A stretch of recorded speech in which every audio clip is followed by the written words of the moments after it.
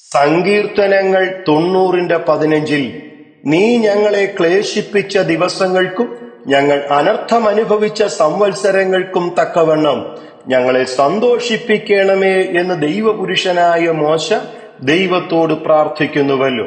കഴിഞ്ഞ നാളുകളിൽ വിവിധ ക്ലേശങ്ങൾ സഹിക്കേണ്ടി വന്ന ക്രിസ്തുവേശുവിൽ വാത്സല്യ സഹോദരങ്ങളെ, ഇതിന്റെ 8-9 വാക്യങ്ങളിൽ നീ ഞങ്ങളുടെ അകൃത്യങ്ങളെ നിന്റെ മുമ്പിലും ഞങ്ങളുടെ രഹസ്യപാപങ്ങളെ നിന്റെ മുഖപ്രകാശത്തിലും വെച്ചിരിക്കുന്നു.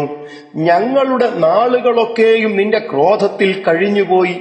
ഞങ്ങളുടെ സംവത്സരങ്ങളെ ഞങ്ങൾ ഒരു നെടുവീർപ്പ് പോലെ കഴിക്കുന്നു എന്നും 13-ാം വാക്യത്തിൽ യഹോവേ മടങ്ങി വരേണമേ, എത്രത്തോളം താമസം, അടിയങ്ങളോട് സഹതാപം തോന്നേണമേ എന്നും പറഞ്ഞിരിക്കുന്നത് പോലെ നമ്മളുടെ ജീവിതത്തിൽ വന്ന തെറ്റുകുറ്റങ്ങളെ ദൈവത്തോട് ഏറ്റുപറഞ്ഞ് യേശുക്രിസ്തുവിന്റെ രക്തത്താൽ ശുദ്ധീകരണം പ്രാപിച്ച് ദൈവത്തോട് കരുണയ്ക്കായി അപേക്ഷിച്ചാൽ ദൈവം നമ്മളോട് സഹതാപം കാണിച്ച് യോവേൽ 2:25 പറഞ്ഞിരിക്കുന്നത് പോലെ വെട്ടുക്കിളിയും വിട്ടിലും തുള്ളനും പച്ചപ്പുഴുവും തിന്നുകളഞ്ഞ സംവത്സരങ്ങൾക്കു വേണ്ടി ദൈവമായ യഹോവ നിങ്ങൾക്ക് പകരം നൽകും.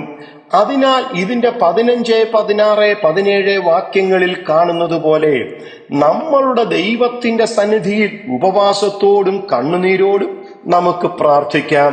അങ്ങനെയെങ്കിൽ യെശയ്യാവ് 43-18-19 വാക്യങ്ങളിൽ മുമ്പുള്ളവയെ ഓർക്കേണ്ട, പണ്ടുള്ളവയെ നിരൂപിക്കുകയും വേണ്ട.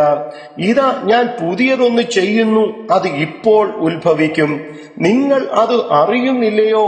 അതെ, ഞാൻ മരുഭൂമിയിൽ ഒരു വഴിയും നിർജ്ജന പ്രദേശത്ത് നദികളും ഉണ്ടാക്കും എന്ന് പറഞ്ഞിരിക്കുന്നത് പോലെ നിങ്ങളുടെ ജീവിതത്തിലും സംഭവിക്കും.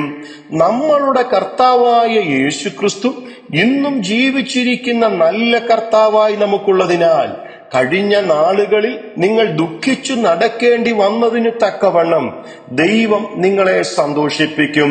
കർത്താവ് അതിന് കൃപ ചെയ്തു തരുമാറാകട്ടെ. God bless you.